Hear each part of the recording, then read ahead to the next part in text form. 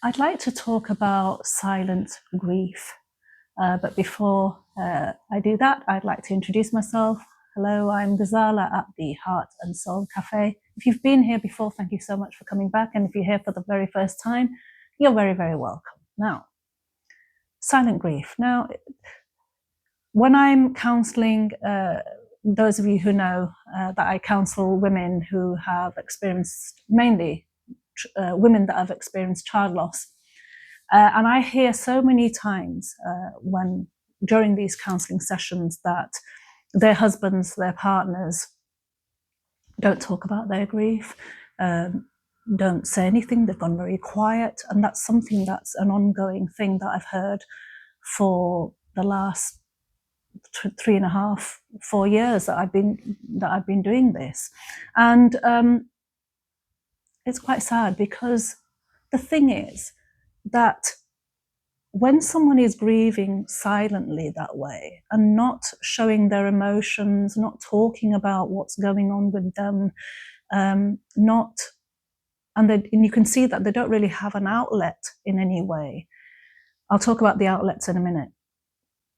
Then that's going to actually have a detrimental effect on their mental health, on their physical health, because that sort of pent up emotion has to go somewhere, yeah, if it's not released in any way. So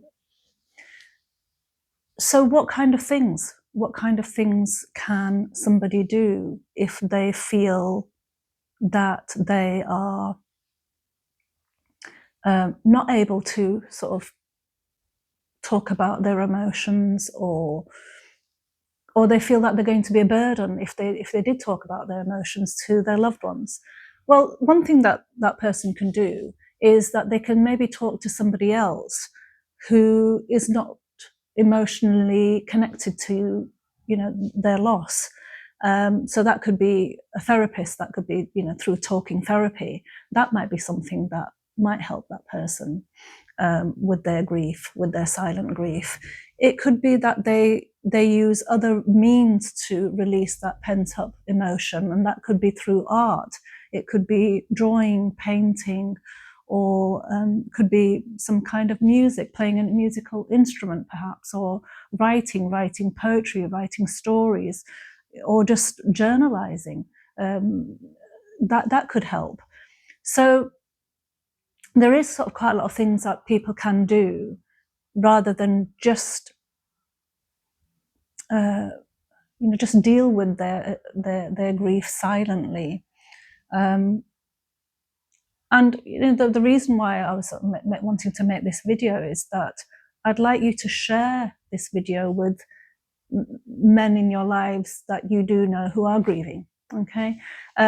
Because I think it's not always something that you realize, because when you're in that deep sort of place and you're struggling with your feelings and your emotions and what you're going through, it's not easy then to come to that realization that you are experiencing these things, the symptoms of grief.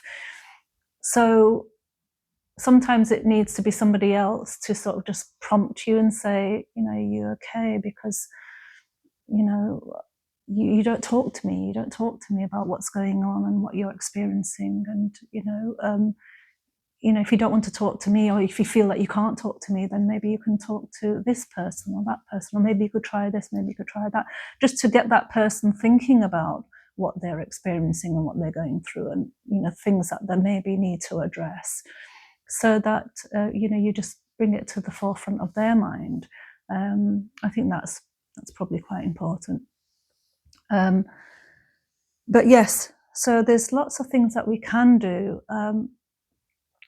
And if when we talk about silent grief, and when we see any men that have sort of spoken to me about their grief, and they say things to the effect of, well, what's the point in me talking about my grief, my loss? Nobody's going to bring that person back to me, or nothing's going to change when it comes to my circumstances by me talking about it. So why am I talking about it? What's the point of that?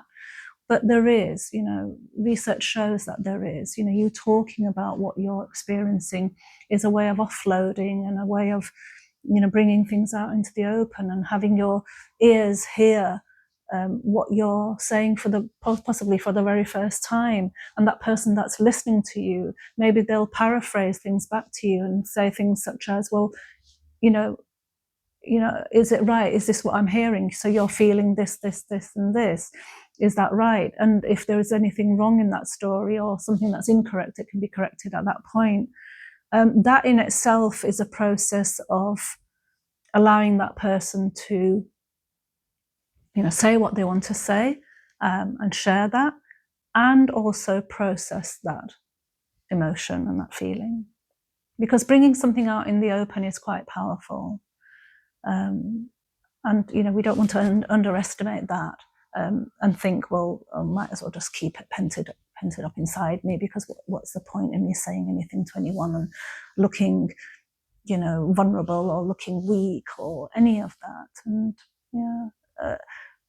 we don't want to entertain or encourage stigma when it comes to mental health, absolutely, but and also grief. When we talk about grief and men, we don't want to add to the stigma. We want to try and dismantle that stigma, and the way we can do that is addressing it.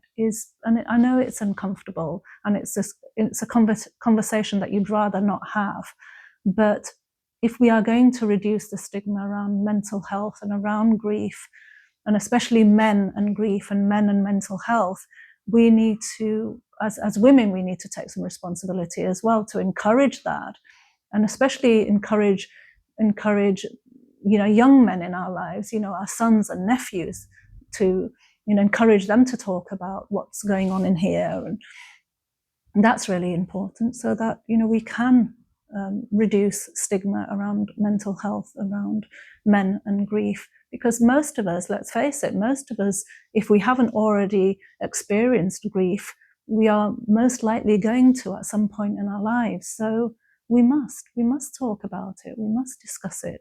It's not going to, go away if we sort of, brush it under the carpet. It's not going to go away. That's not going to make it go away. So we must discuss these things. Okay. I hope you found the content of this video helpful.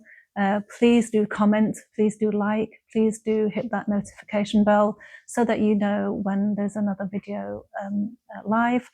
Do subscribe. Thank you to those of you who have already subscribed. I really do appreciate it so much. But we need many, many more in order to build this platform. And that's what I'd really like to do. So thank you. I look forward to seeing you in the next video. Until then, look after your hearts and souls.